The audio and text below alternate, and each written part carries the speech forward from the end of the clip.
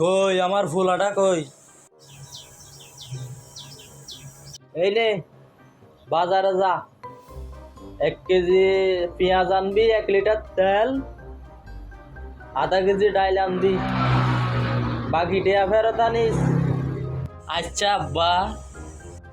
কি রে, ফুলাটারে কখন ফাটাইছে এখনো আইতাছে না?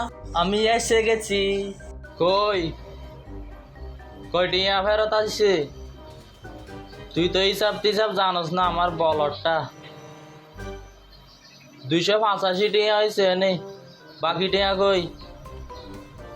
এই নেন আব্বা। এনে কই টিয়া দিছস?